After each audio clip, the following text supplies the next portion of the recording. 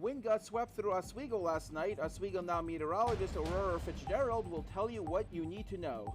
Oswego has a new director. Find out who she is and what her vision is for the organization. And SUNY Chancellor John B. King pledging a new type of support for SUNY Oswego. This is Oswego Now.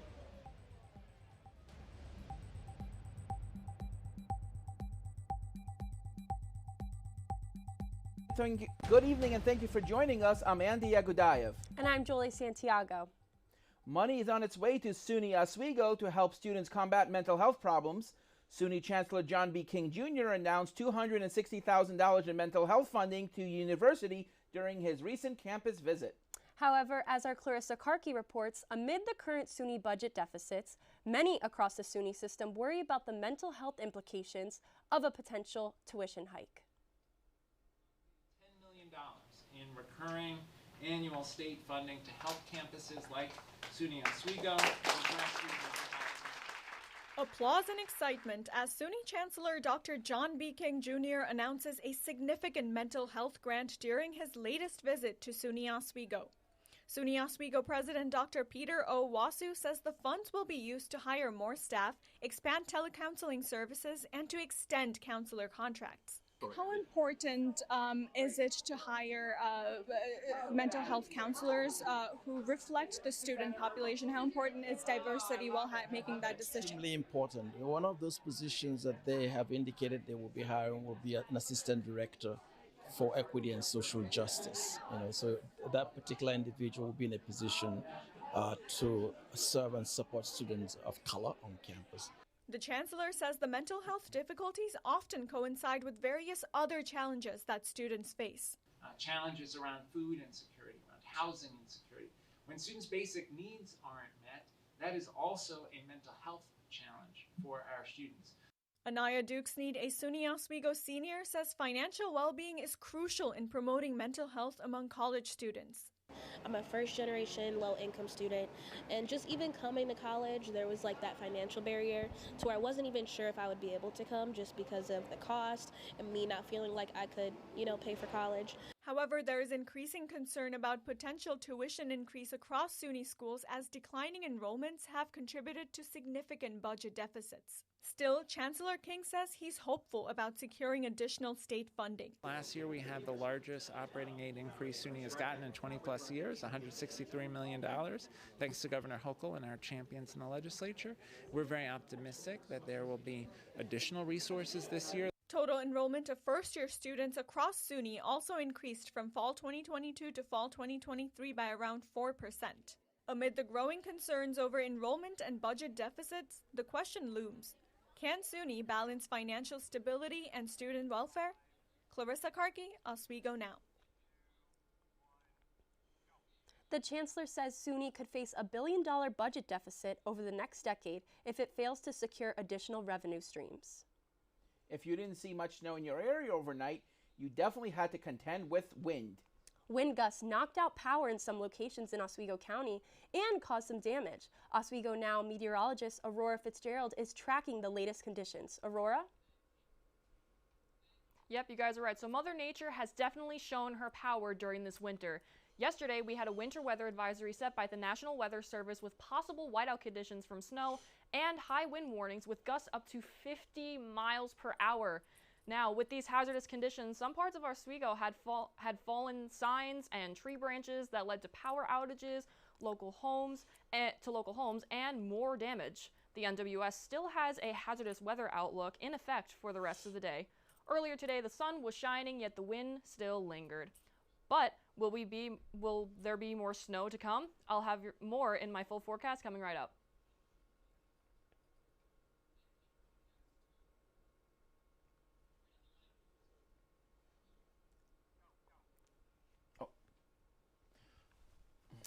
Thanks, Aurora. And on the topic of weather, an annual Oswego event that relies on snow had to be canceled. Oswego Now reporter Amani De La Cruz is live outside where students should have been shredding in the quad. Amani? Currently, we are in the quad, yet as you can see, there is no snow. No snow means no show. The club is deeply saddened by this.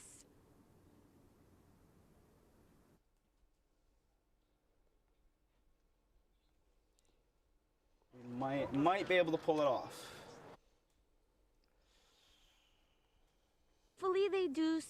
Hopefully they do see snow for the March 1st date. It will be held here from 2 to 5 p.m. Back to you at the desk. Thanks, Amani. Even though there's a little snow on the ground, SUNY Oswego is in midsummer, at least on the stage. The actors from the London stage are in Oswego this week performing Shakespeare's comedy A Midsummer Night's Dream and holding workshops for students throughout the week.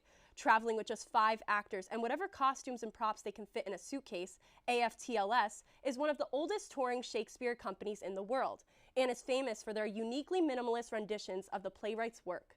Actor Sam Hill travels with the group and believes that the simpler presentation opens doors to a new way for students to connect with the classics. That means we have to use the language, Shakespeare's language, to create as much of the world, as much of the drama as possible. And in doing that, we found a kind of trust in Shakespeare's language, and I think it really sings in that environment. After a successful collaboration with Oswego here on campus, AFTLS will head to Vermont next week to bring their style of Shakespeare to another new audience. SUNY Oswego has a new director of arts programming, and she is a familiar face at SUNY Oswego.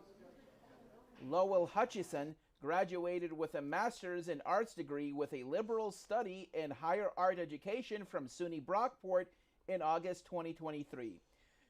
She joined SUNY Oswego in 2018 as the arts programming coordinator. Then in 2022, she became assistant director of arts programming. Hutchison has an extensive background in the performing arts. Since 2022, she has been involved in performing in the multimedia project The Weight of Water with Electric Grit Dance, touring regionally in upstate New York. Oswego Now's Matthew Rivenberg sat down with her to talk about her plans for her new position. After being interim arts director, Lowell Hutchison is the new director of arts programming here at SUNY Oswego. Her goal is to make new partnerships and build new bridges across campus. So we have really strong partnerships with our arts department, so music, theater, our dance minor, the art department as well. Hutchison says there are exciting partnerships that can be built. Build in the sciences, in education, in business, the School of Business, bolstering some of those existing partnerships and making some new connections across campus and also in the Oswego community. When it comes to planning new programs, Hutchison says building bridges and making connections is important to planning events. I was just at a conference down in New York City a couple weeks ago, and I saw a dance company, and their entire ethos and everything that they do is built around climate change. So they work with composers who write music based on climate data and science. The dances are all inspired by wind and water and movement, and it's all about bringing awareness to climate change. And so those are some exciting partnerships that I'm looking forward to, some new opportunities, some programming that gets us out of the theater, doing more on campus outside or in the community. Oswego's next event is San Jose Taiko. It will be held on March 6th right behind me here in Waterman Theater. It is free for students and $20 for the general public. Reporting in Oswego, Matthew Rivenberg, Oswego Now. Thanks, Matthew. For more information on Oswego events, you can go to oswegonow.net. Coming up later, hear the story of a Kansas City fan who was shot during the Chiefs Super Bowl celebration. But up next, your full weather forecast. Stay with us.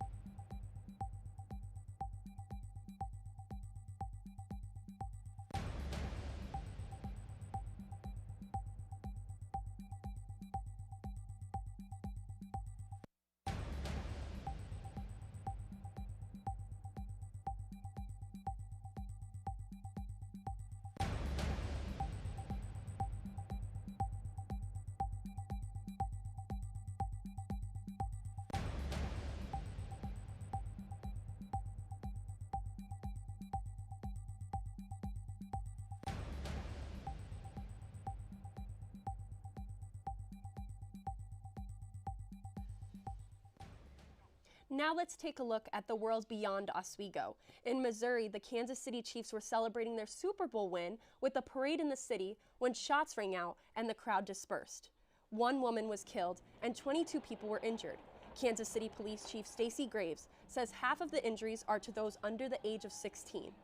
10-year-old Samuel Ariano was one of the survivors and describes what he saw. People fighting, and then they pull out a gun and started shooting 3 times, and I ducked, and then one of them hit me, felt like getting stabbed. January's consumer price index rose more than expected. The report showed a 0.3% increase. The core consumer price index, which measures the change in price of goods and services, accelerated to 3.9%.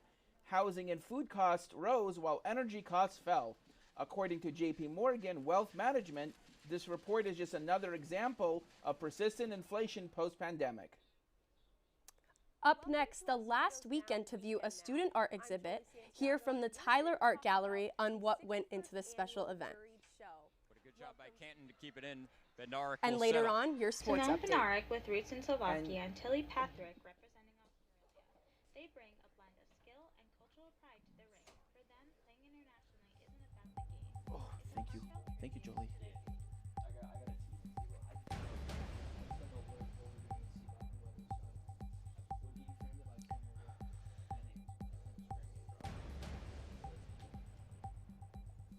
I think I'm just going to move back here. Do you want me to frame Brian?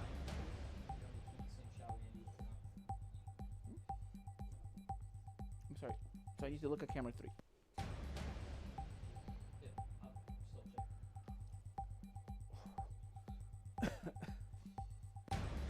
Andy, you're doing Welcome Back to Oswego now. Yeah, I'm sorry. We turn things.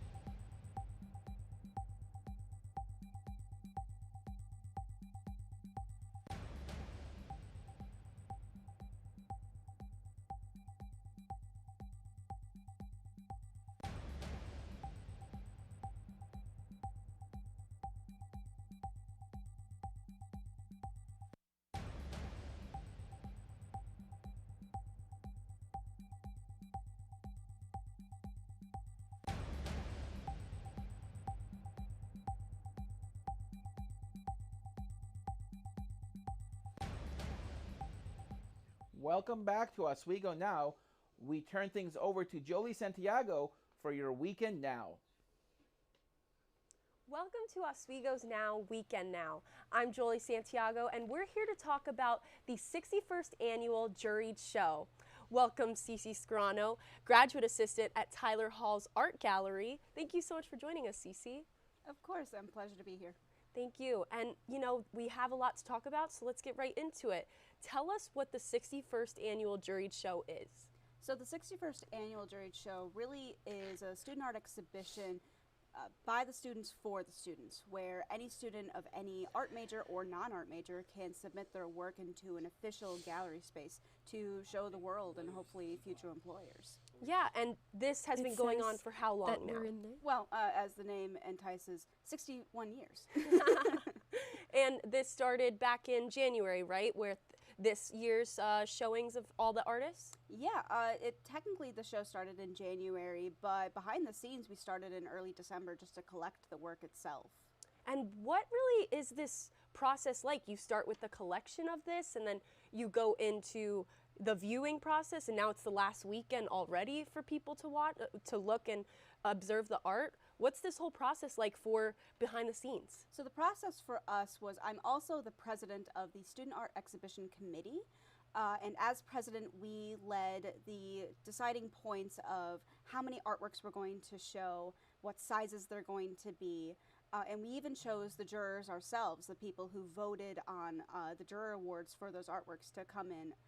And they're actually alumni themselves. It was Christopher Moore and Lacey McKinney. And there's two pieces in particular that you were able to show us today. So why don't you kind of talk about those two pieces for us? So the two pieces that me and my club chose were, first it was Greg Hartman Souter's August 2nd, 2022. And it's a beautiful large-scale watercolor painting.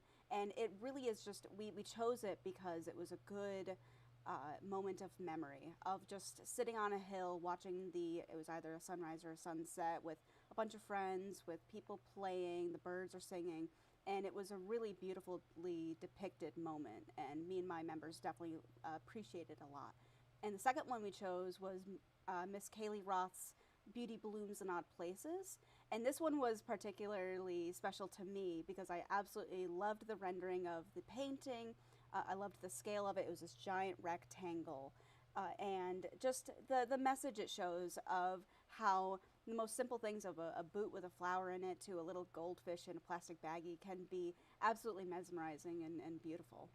Well, thank you so much, Cece. We hope that the people watching now will go see this at the Tyler Hall Art Gallery. It is the last weekend, so definitely go and watch that or see that whenever you get the chance. Thank you so much, Cece. Of course, anytime. Have a great day. Still ahead on Oswego Now, the basketball season is coming to a close, and both Oswego men's and women's teams are looking to hit milestones this weekend. All that and more after the break.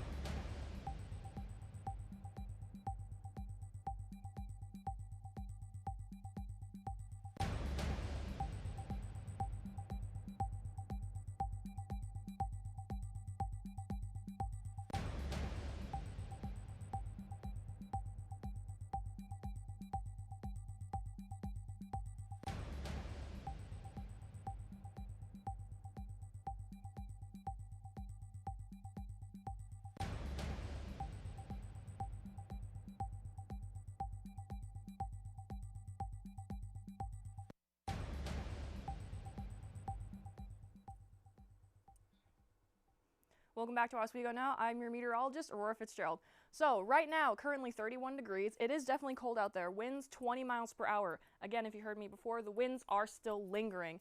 Dew point is at 16 degrees, humidity is at 50%, and it feels like 19. So the winds are definitely making the wind chill feel very, very cold. So if you're heading out tonight, please be careful because 6 o'clock, cloudy, windy, 31 degrees. However, right after 6 o'clock, 7 to 8 o'clock, this is when the snow is going to start. We have that 30 degrees, which is below 32 degrees, which is the freezing point. And then 10 p.m., snow showers again, and the temperature is dropping. Very, very cold out there. So just a little winter driving advice. So this is from NOAA. So each year, weather-related crashes cause more than 6,000 deaths and 480,000 injuries. So sometimes when you're on the roads, you're not going to see the ice, so we call this black ice. So you really got to be careful. I suggest watching some YouTube videos to know how to prevent yourself from swerving as well. Taking a look at current temps, Oswego 31. It's kind of like 31 all around. It's a little bit boring. Syracuse is also 31. However, it's still really cold. Now, snowfall. We're going to get a lot of snow this weekend. However, yesterday and the day before, we definitely got snow. Since most of it was lake effect, you can see the light blue here is where the more snow went. So it moved east because with this right here, all the clouds are going to accumulate over the water, but it was pushed by the wind, and that's what usually happens with lake effect. So looking at our 5-day forecast, Saturday, Sunday, Monday, unfortunately there's going to be definitely a lot of snow. So make sure you have your snow boots, your snow tires, everything you need. Tuesday, we're going to get a little break. It's going to be a little sunny, and the temperatures are going to slightly creep up, and then they're going to go down. It's a kind of a big fluctuation, but look, we have 22, 25, 21, 29. So it's going to be very, very cold tonight. And Wednesday, we are back to a wintry mix with 44 degrees. That's all for my weather forecast. Tossing it to Brian Burrows with sports. I'm Brian Burrows with your Oswego Now Sports Report. The Oswego women's basketball team is looking to break a streak tonight. They are just one win from their first playoff berth since 2012-2013. The team currently sits in 5th place in the SUNYAC, tied on record with Oneonta in 6th at 8-8. With a win over the Fredonia Blue Devils tonight, the team would officially clinch its spot in the SUNYAC playoffs, breaking the 11-year drought. Tip-off is set for tonight at 5:30. If they lose tonight, they'll get another shot tomorrow at 2 o'clock. Sticking on the hardwood, the Oswego State men's basketball team is 2 wins away from going undefeated in conference play for the first time since head coach Leon's first season in 2011-2012. The team is 22-1 overall, with the single loss being non-conference to Case Western Reserve in the D3 Hoops Classic in Las Vegas on December 28th. The last 2 seasons, the Lakers have lost a single game in SUNYAC play, but this season, they'll have seemingly put it all together. Coach Leon isn't focusing on perfection, though. For him, it's just about defending home court. You know, you get to obviously the last weekend, and I mean, I could give you a coach speak, but I won't do that. I think, you know, obviously you see 2 home games in front of you, and whether we're going to be undefeated or not, one of our things is we feel like we should play well at home, and part of having a good year is to win all of your games at home. Tip-off for tonight's game is set for 7:30 against Fredonia. Tomorrow's is scheduled for 4 o'clock against Buffalo State. Playoffs are also just around the corner for the Oswego women's hockey team, and 2 players are bringing their unique experiences to the ice this coming postseason.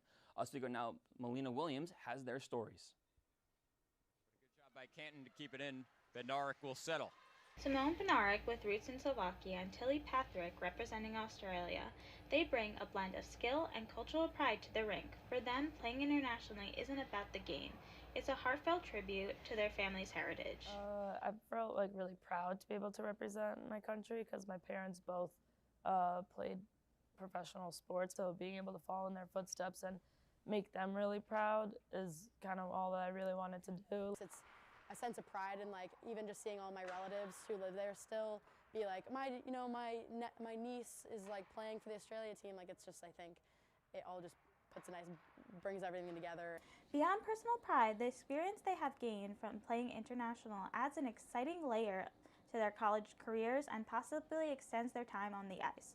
With potential to be scouted by professional leagues such as the Professional Women's Hockey League, PWHL, Bednarik and Patrick are building impressive resumes that may open doors to exciting opportunities after they graduate from SUNY Oswego. Having like one secure like league for all the girls to play in like a really high level, it's great. Now I have like more options other than just going internationally, because that would be my only option after college was to go play internationally. But now I have the option of like working a little extra harder, putting a little extra work in, and be able to play for the PWHL. So definitely something I'm looking into. While Bednarik shines on the ice, she seems to have a bit of bad luck with her gear during travel. So I would show up to like Slovakia getting ready to leave for China, and I wouldn't have my hockey gear, hockey sticks. So I'd miss like a couple days of training there, and then one time I had to buy all new gear there. So I had like new sticks, skates, which if you play hockey, you know that's a crazy thing to do. We hope Bednarik and her gear gets overseas smoothly this time around, and these two keep making goals on and off the ice. Melina Williams, Oswego Now. These two talented athletes are not only making their mark in the rink, but are also paving the way for promising futures in the world of international and professional hockey. That's all from my sports report. Now back to Jolie and Andy at the desk. Thanks, Brian. To wrap things up tonight, it's not random if someone did something nice for you this week. From giveaways to positivity painting, SUNY Oswego celebrated kindness with a week of heartwarming events for faculty, students, and staff. Different activities were held every day, like open mic night and open ice skating for all SUNY Oswego members to attend. SUNY Oswego student Rebecca Shoemaker says the kindness she experienced went beyond campus. To lunch with my boyfriend, and we went to Subway. We were just checking out. While we were waiting for our last part of our meal, these ladies came up to us and they offered to pay for our lunch, and they gave me a little flower, which was really sweet. Even though events for Kindness Week have ended today, stories like Shoemaker's show that a little kindness does go a long way. So that will do it for our newscast tonight. Thank you so much for watching. Have a good night.